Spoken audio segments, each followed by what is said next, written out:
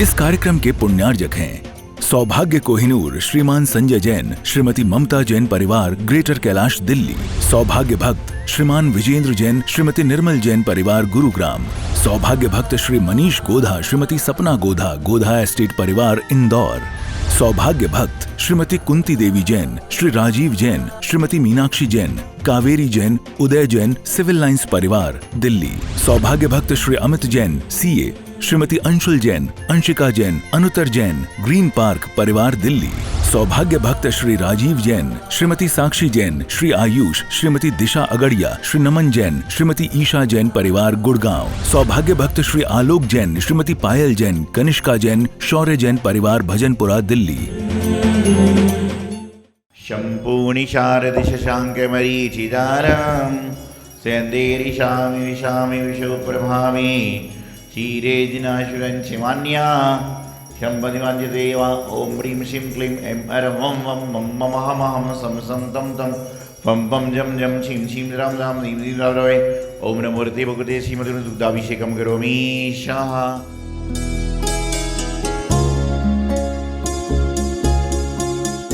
नमो हरिहन्ताडं नमो सिद्धाडं नमो आयिरीयाडं नमो वैजायाडं नमो लोहि सब्बसाहूडं।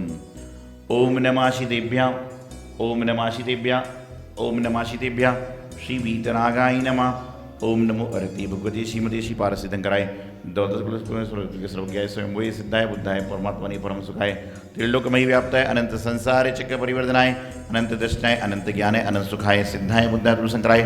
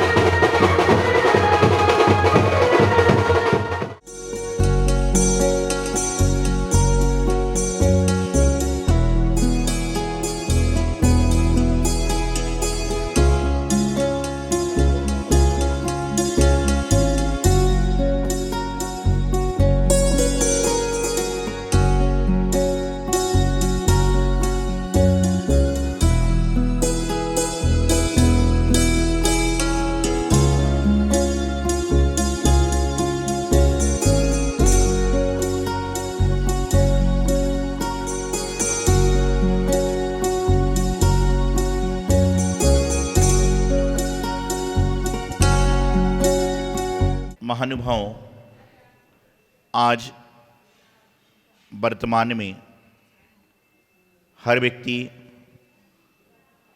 अपने अपने कार्यों में लगा हुआ है। किसी को आज की चिंता है, किसी को कल की चिंता है, किसी को बच्चों की चिंता है, किसी को व्यापार की चिंता है, किसी को पढ़ाई की चिंता है, किसी को परीक्षा की चिंता है। लेकिन इन्हीं चिंता को करते करते इंसान की चिता जल जाती है, लेकिन चिंता समाप्त नहीं होती। हर व्यक्ति चिंता कर रहा है किसकी? दूसरे की। लेकिन बहुत ही बिरले लोग होते हैं जो अपने आप की चिंता करते हैं, और जो अपने आप की चिंता करता है वह समझ के चलना कि चिंता रहित हो जाता है। आप विचार करिए कि आप यहाँ बैठे हो, आपके मन विकल्प होता है कि दुकान खुल गई कि नहीं खुल गई, बच्चा स्कूल गया कि नहीं गया, घर में एक कार्य हुआ कि नहीं हुआ। ये सब कारण करने से क्या होता है कि आप दूसरों की चिंता करते करते अपने आप की चिंता को छोड़ देते हो, और बाद में जब चिता पर लेटते हो तो उस समय याद आता है, अरे यार मैं यह काम कर लेता तो कितना अच्छा होता। आज वर्तमान काल में प्रत्येक इंसान अपनी अपनी क्रियाओं में प्रवीण है, प्रत्येक इंसान अपने अपने कार्य में कुशल है, और प्रत्येक इंसान अपनी अपनी चीज़ों में लगा हुआ है। कोई किसी तरह से लगा हुआ है, कोई किसी तरह से लगा हुआ है, और कोई किसी तरह से लगा हुआ है। लेकिन हमारे यहाँ कहा जाता है, एक दोहा भी आता है कि जब तक तेरे पुण्य का बीता नहीं करार, तब तक तुझको माफ है अब गुण करो हजार। कि जब तक आपके जीवन में पुण्य का उदय चल रहा है, आपके जीवन में आपका पूर्व जन्म का पुण्य का उदय चल रहा है, पिछले जन्म के आपके सत्संग के फल चल रहे हैं, तो समझ के चलना कि आपके जीवन में आप कोई भी कार्य करो, आपको जीवन का कल्याण हो ही जाएगा। लेकिन साथ ही साथ में आपको बताऊं कि यहाँ पर आज वर्तमान में दिखने में आता है कि यहाँ पर हर व्यक्ति पुण्य कार्य को करना चाहता है और पाप क्रिया से डरता है। लेकिन पुण्य कार्य को करने के साथ यह विचार नहीं करता कि जो मैं यह पुण्य कर रहा हूँ तो क्या कहीं पाप सहित तो नहीं कर रहा हूँ। जैसे आप यहाँ मंदिर में पूजन करने आए, पूजन क्यों करते हो? पुण्य कमाने के लिए। लेकिन पूजन करते करते समय पाप कैसे कमाते हो? मन से तो प्रति क्षण आदमी पाप कमा ही रहा है, मन के द्वारा प्रत्येक व्यक्ति पाप का अर्जन कर ही रहा है। लेकिन काय से पाप कैसे करते हो? आप पूजन करने आए, चटाई बिछी हुई है, कभी आप चटाई को परिमार्जन करके नहीं देखते कि इसके नीचे कोई जीव तो नहीं है। यही तो पाप हो रहा है। आप जब पूजन की प्लेट लेते हो तो उठाते समय, रखते समय नीचे देखते नहीं कि कोई छोटी चींटी आदि जीव तो नहीं है। यही तो पाप हो। आप पुण्य के स्थान में भी जाने अनजाने में क्या करते हो? पाप कर लेते हो। ये कार्य आपसे अनजाने में हो रहा है। ये क्रिया जो है ये आपके द्वारा जानकर नहीं हो रही है, ये अनजाने में हो रही है, लेकिन फिर भी हम करे जा रहे हैं। आप जब मंदिर में भगवान जी का अभिषेक करने नर नारी कोई भी आते हैं, यदि आप किसी से छू गए हैं तो हमको बोलने की आवश्यकता ना पड़े, प्रबंधक को बोलने की आवश्यकता ना पड़े, आपको स्वयं साइड से हट जाना चाहिए। क्योंकि यदि आप शुद्ध वस्त्रों से आहार दे रहे हो, अभिषेक कर रहे हो, पूजन कर रहे हो, तो आपको उसका एक पुण्य अलग मिलेगा। लेकिन यदि आप क्या करोगे? छूने की बात करोगे और बोलोगे मन शुद्धि, वचन शुद्धि, आगे काय शुद्धि, आहार जल शुद्ध है, तो काय शुद्ध कहाँ पर है? आपका काय तो वैसे ही अपवित्र है, रोगों का घर है, लेकिन जो काय के ऊपर वस्त्र डाले हुए हैं वह शुद्ध हो गए, तो कैसे आप भगवान जी के अभिषेक करने के लिए, आप गुरु को आहार देने के लिए अधिकारी हो? तो हमेशा इस बात का विशेष ध्यान रखें कि अपने जीवन को संतुलित बनाना है, अपने जीवन को अच्छी तरह से व्यतीत करना है। तो हमेशा हमें क्या करना चाहिए? हमेशा प्रभु की भक्ति, गुरु की भक्ति, गुरु की शरण में जाने के बाद हित अहित का विवेक भी ध्यान रखना चाहिए। गुरु की शरण में आओगे तो आपका हित होगा ही, लेकिन किस भावों से आ रहे हो, किस क्रिया से आ रहे हो, यह आपको जरूर जानने का प्रयास करना चाहिए। नहीं तो क्या होगा? आपने नल में बाल्टी लगा रखी है और बाल्टी की तली नहीं है, तो क्या होगा? कितना भी पानी आता जाए, कितना भी पानी आती जाए, बाल्टी में पानी आएगा तो, लेकिन बाल्टी से पानी आप साथ नहीं ले सकते हो, तली ही नहीं। जिस तरह से आप समोसा कचौड़ी खाते हो,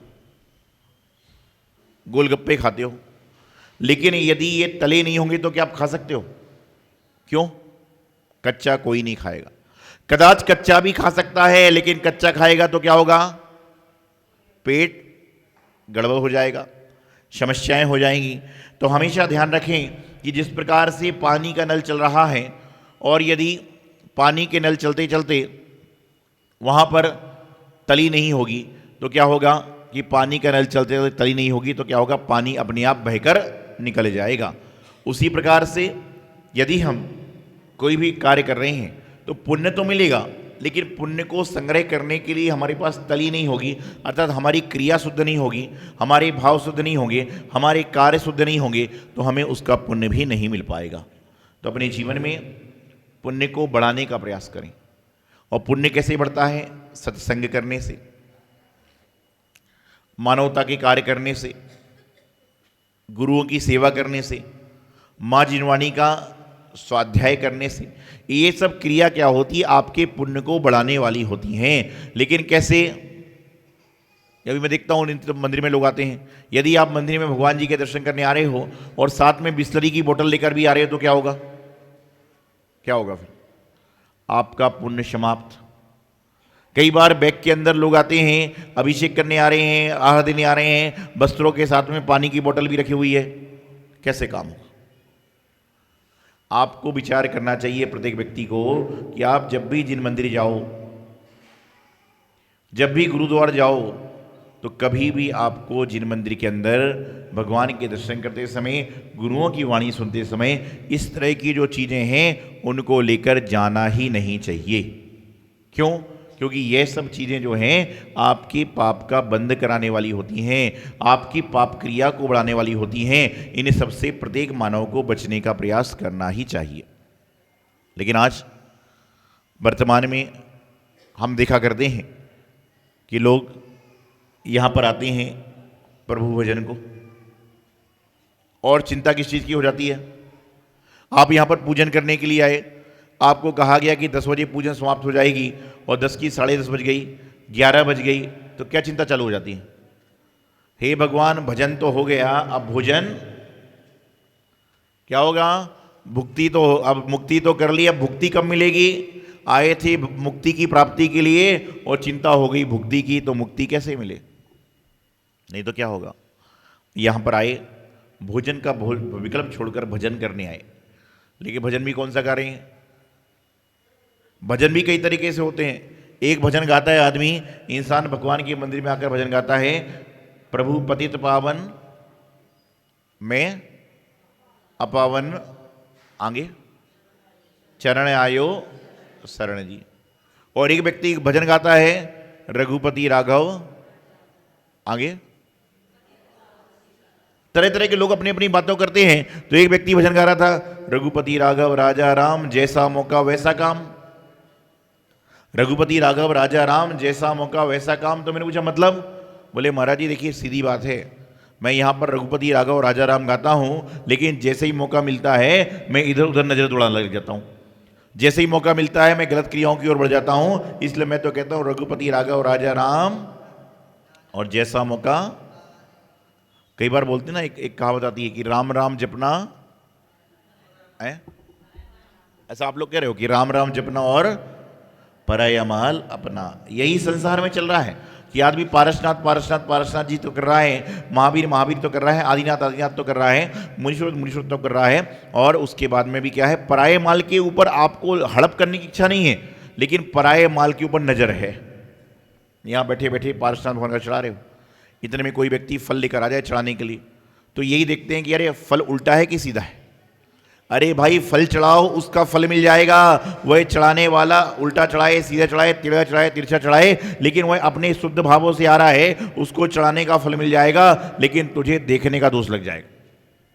ठीक है, कोई ना समझे उसे बताने का प्रयास कीजिए, लेकिन इस तरह से मत कीजिए कि उसको डर जाए तो दोबारा आए ही ना। मंदिर में जो व्यक्ति पहली बार आएगा गलती करेगा, मंदिर में जो व्यक्ति पहली बार कोई कार्य करेगा गलती करेगा।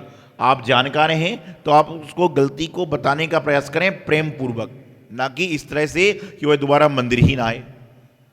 हमेशा किसी भी वस्तु को हमेशा प्रेम से समझाएं, क्योंकि प्रेम वह मंत्र है जो नमोकार मंत्र के बाद प्रेम की आराधना करता है उसके जीवन में नमोकार मंत्र तो सिद्ध होगा ही होगा, लेकिन सभी लोग प्रेम पूर्वक रहेंगे तो समझ के चलना कि उसके जीवन में खुशहाली आ जाएगी, उसके जीवन में कोई भी समस्याएं नहीं आएंगी।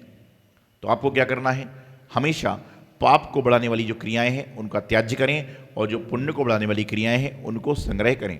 लेकिन पुण्य को बढ़ाने वाली जो क्रियाएं हैं उसमें भी पाप को मिश्रित ना करें।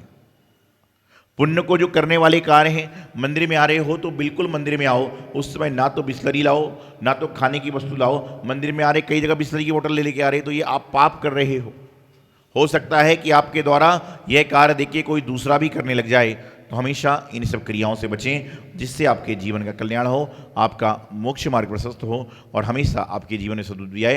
यही मंगल भावना आचार्य गुरुदेव सिद्धांत सागर जी महाराज।